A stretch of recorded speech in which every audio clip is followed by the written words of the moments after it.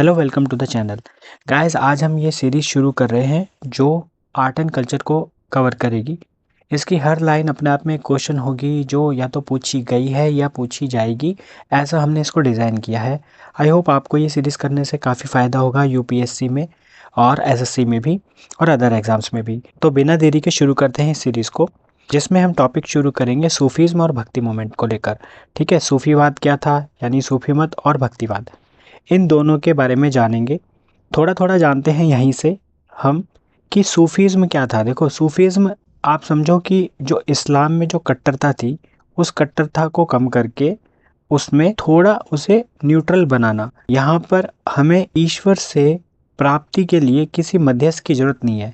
Same यही चीज़ हमें भक्ति आंदोलन में भी देखने को मिलती है, जो उसकी कट्टरता को कम करते हुए ईश्वर को भक्ति और प्रेम के माध्यम से प्राप्त करने की बात करते हैं। अब सूफी मत, खास तौर से आपने इस्लाम में दो धर्म सुने होंगे, मतलब कि सूफीज़्म ने क्या किया, जो भी शिया और सुन्नी का विवाद था एक तरीके से, उसमें मध्यस्थता लाने की कोशिश करी, उसे कम करने का प्रयास किया।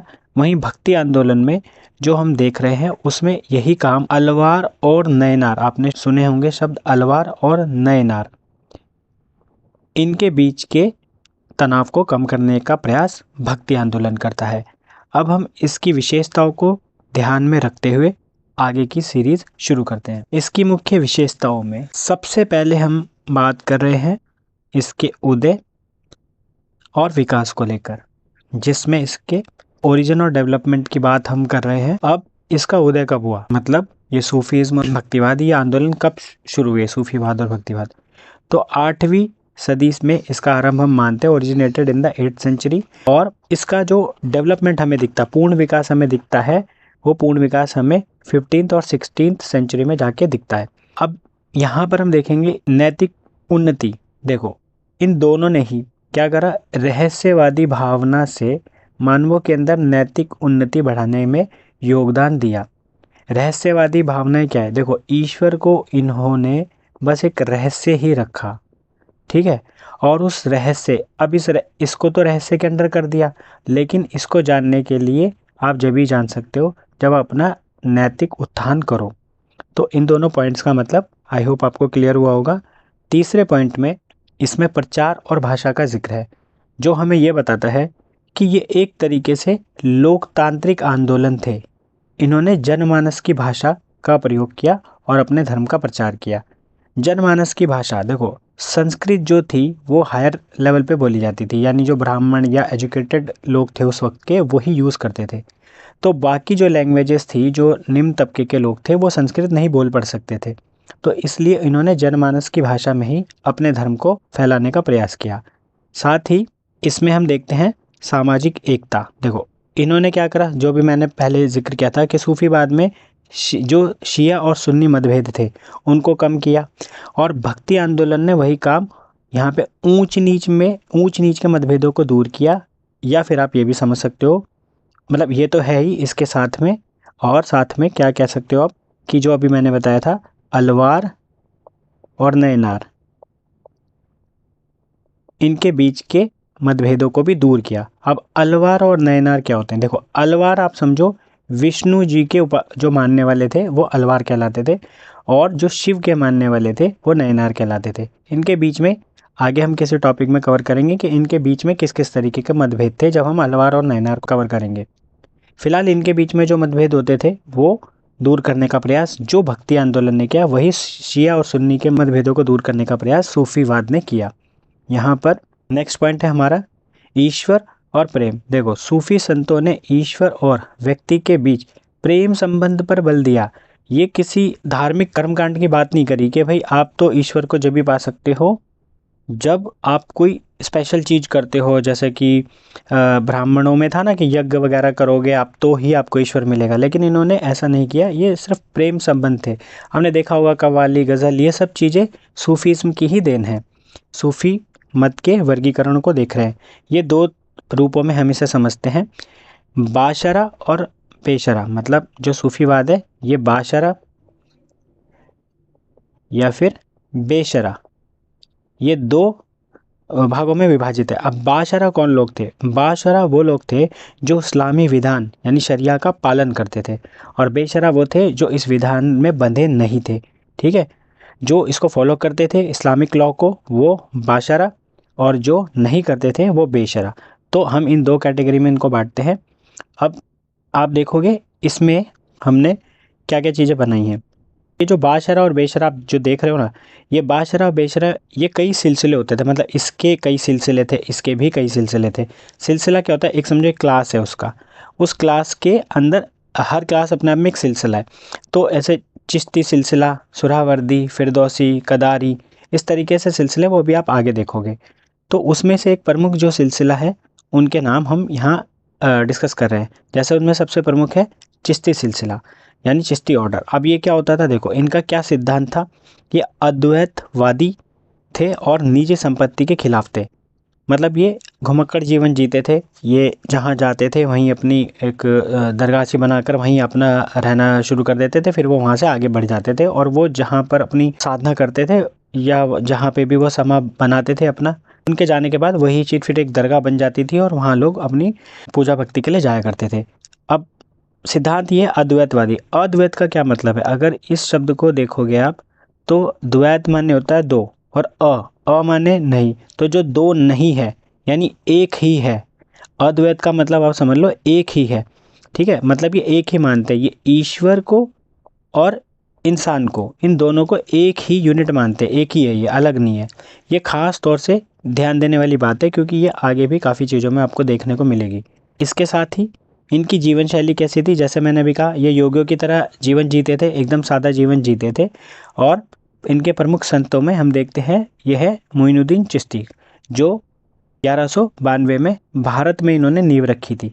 ठीक है, अन्य इनके जो हमारे पास संत हैं वो हैं, एक है बख्तियार काकी, बाबा फरीद, निज़ामुद्दीन औलिया का नाम सुना होगा आपने, अमीर खुसरो का भी सुना होगा, और चिरागी दिल्ली। ये कुछ फेमस संत रहे हैं इनसे जुड़े हुए, इस सिलसिले से जुड़े हुए। आगे हमारे पास है सिलसिला जो है सुहरावर्दी सिलसिला, जिसमें हमें बताया है कि ये लोग क्या करते थे। देखो इन लोगों ने सादा जीवन जीने के बजाय ऐशो आराम और राजनीतिक संपर्क बनाए। मतलब देखो चिश्ती सिलसिला जो थे ना, ये राजपाटों से दूर रहते थे, ज़्यादा राजा वाजों में उलझते नहीं थे जो उस वक्त के सुल्तान थे। लेकिन इन लोगों ने ऐसा नहीं किया, जो इस सिलसिले के लोग थे उन्होंने राजनीतिक संपर्क बनाए और ऐशो आराम का जीवन जिया। उन्होंने साधारण जीवन जिया था चिश्ती सिलसिले ने। इसका केंद्र कहाँ है? देखो आप देखोगे तो इसका केंद्र मुल्तान था, है ना। अब देखो उसका सेंटर अगर आप देखोगे, इस वाले का जो सेंटर है वो कहाँ पर है? आप समझो उसका सेंटर अजमेर है। ठीक है, अब ये देख सकते हो ये मोइनुद्दीन चिश्ती, इनकी दरगाह भी है अजमेर में। फिर तो इनका सेंटर था वो कहाँ था? मुल्तान में था। इनके मुख्य संतों में ये जकारिया नाम है, ये कर सकते हो आप। अन्य बातें कुछ महत्वपूर्ण उसमें यह है कि अल गज़ाली, जिन्होंने 12वीं सदी में रहस्यवाद और परंपरावाद के बीच तालमेल बिठाने की कोशिश की थी। अब रहस्यवाद आप समझ चुके हो, मिस्टिक मतलब गॉड को मिस्ट्री बना के रखना है, और परंपरावाद ट्रेडिशन उसको बनाए रखना है। उनके बीच में एक तालमेल बनाया। अब ये है वजूद उल वजूद, इसका क्या मतलब है?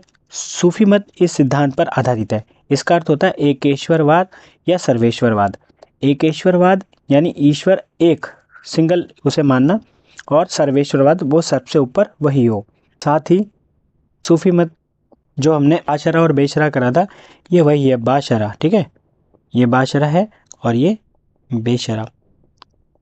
तो ये बाशरा में आप देखो, इसे हम वाहुद और सहूद भी कहते हैं।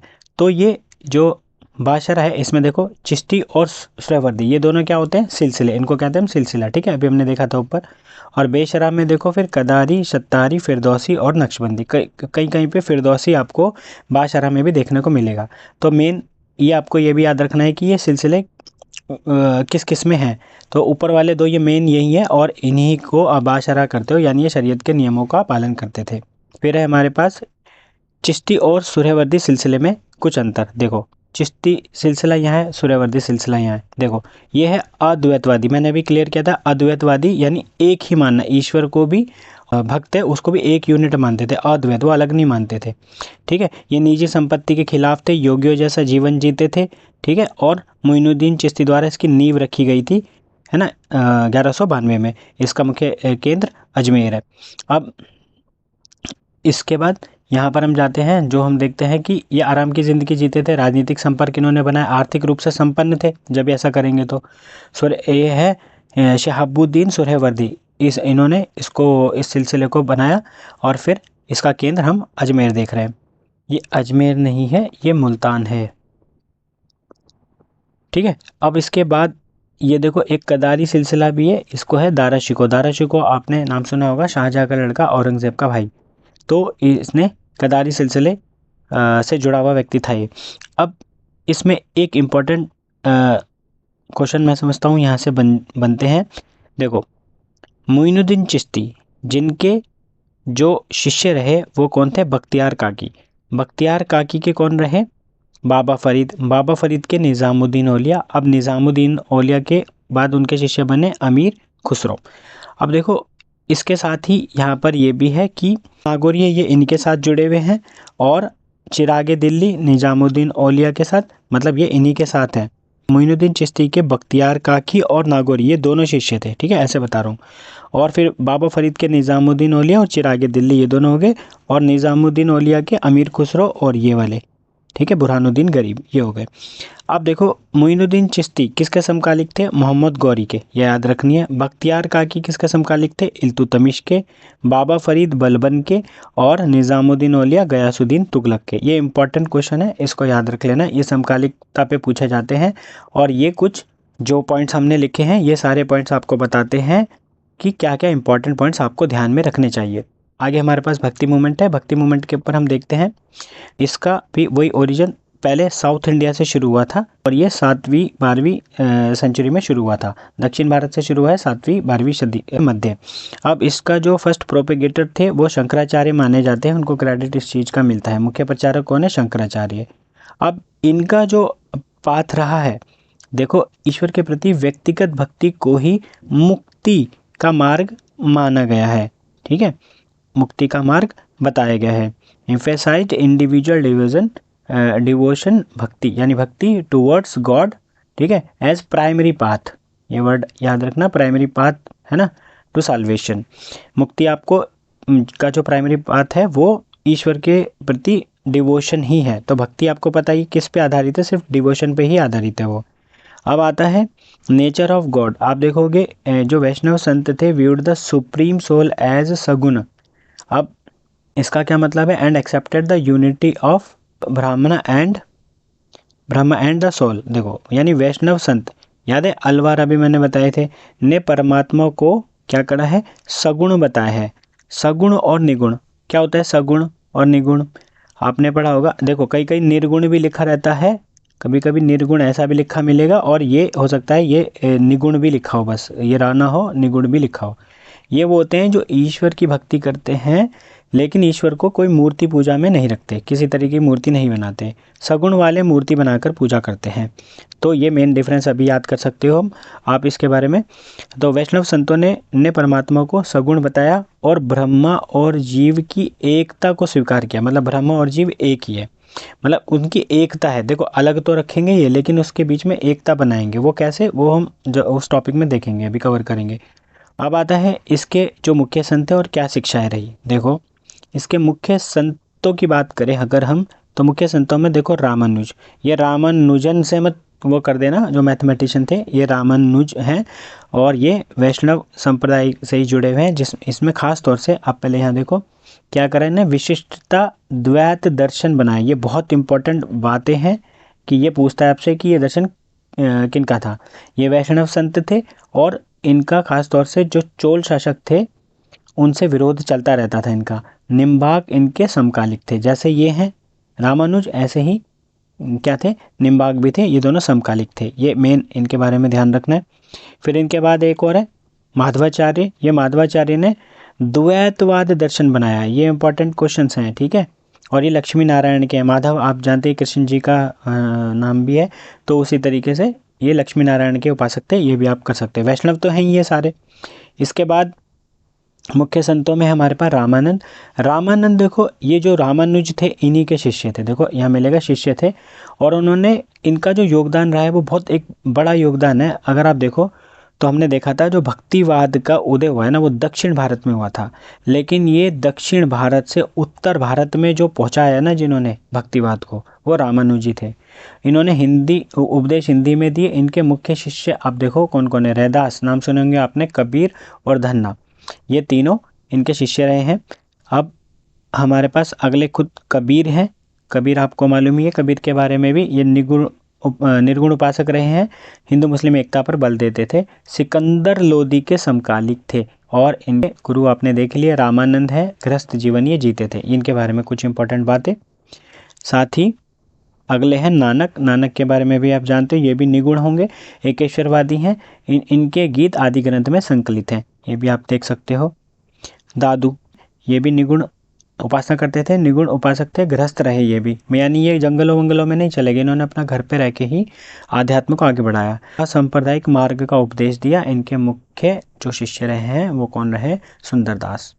ये कुछ इनके प्रमुख संत थे। देखो ये पूरी सीरीज़ के अंदर आप देखोगे तो ये जो हमने जो बातें लिखी, ये सारी बातें या तो एग्ज़ाम में पूछी गई हैं या पूछी जाएंगी।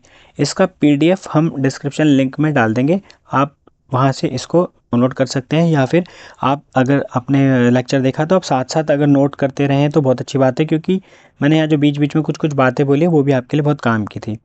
तो आई होप आपको ये लेक्चर समझ में आया होगा। ये सीरीज़ का पहला टॉपिक था। आगे हम इसमें और से बेटर करके अच्छे से प्रेजेंट करने की कोशिश करेंगे। आई होप आपको ये समझ में आया होगा। Thank you, thanks for the lecture.